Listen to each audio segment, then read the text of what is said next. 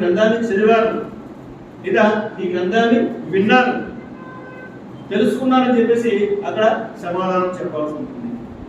ఆయన చెప్తున్నారు జ్ఞానం అత్యంత ప్రధానమైంది. అప్పుడు ఉమామా బాకీ చెప్తున్నారు, ఒక జ్ఞాని యొక్క దర్జా, ఒక జ్ఞాని యొక్క ఘనత ఎలాంటిదంటే దైవ ప్రవక్త సల్లల్లాహు అలైహి వసల్లం వారు చెప్తున్నారు సహబాను ఉద్దేశించి, ఒక ఆరాధకుడు అంటే నిరంతరం ఆరాధన చేస్తున్నాడు, నమాజు చదువుతున్నాడు, ఉపవాసాలు పాటిస్తున్నాడు, జకాత్ ఇస్తున్నాడు, దాన ధర్మాలు చేస్తున్నాడు, నఫిల్ ఆరాధన చేస్తున్నాడు, నిరంతరం అల్లాహ్ ఆరాధనలో నిమగ్నమై ఉన్నాడు. ఒక గొప్ప ఆరాధకుడు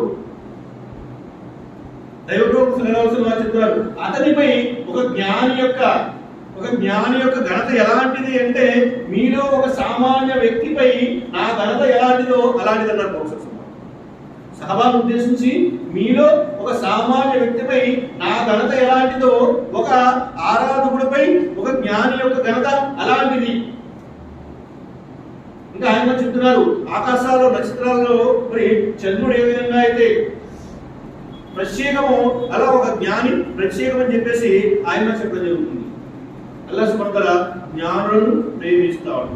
ఒక జ్ఞాని యొక్క ఘనత ఏంటి అంటే అల్లాహ్ సుబ్హానహు వ తఆలా ఖురాన్ గ్రంథంలో చెప్తున్నారు, షహిదల్లాహు అన్నహు లా ఇలాహా ఇల్లా హువ వల్ మలాయికతు వ ఉలుల్ ఇల్మ్. అల్లాహ్ అన్నారు షహిదల్లాహు అన్నహు లా ఇలాహా ఇల్లా హువ, స్వయంగా అల్లాహే సాక్ష్యం ఇస్తున్నాడు అల్లాహ్ తప్ప ఆరాధ్య దైవం ఎవ్వరూ లేరని. వల్ మలాయికతు, దానికి దైవదూతలు కూడా సాక్ష్యం ఇస్తున్నారు. వ ఉలుల్ ఇల్మ్, దానికి జ్ఞానులు కూడా సాక్ష్యం ఇస్తున్నారు. అల్లాహ్ తప్ప ఆరాధ్య దైవం ఎవరూ లేరని జ్ఞానులు సాక్ష్యం ఇస్తారటండి.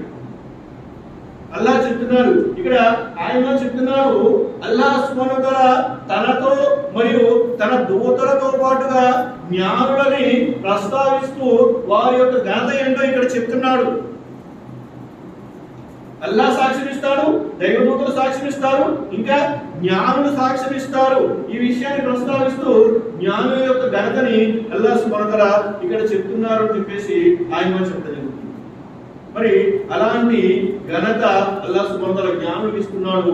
ఆ జ్ఞానం ఉన్నవారు మాత్రమే అల్లాహ్కు భయపడతారు. ఏదైనా ఒక పని యొక్క పర్యవసానం ఏంటో తెలిస్తే అది చెయ్యాలా వద్దా అని వాడు ఆలోచిస్తాడు. చూడండి, ఫర్ ఎగ్జాంపుల్ అందరికీ తెలిసిన విషయమే, నమాజ్ రోజు ఎప్పుడు నమాజ్ చదవాలి కదండి. రోజుకి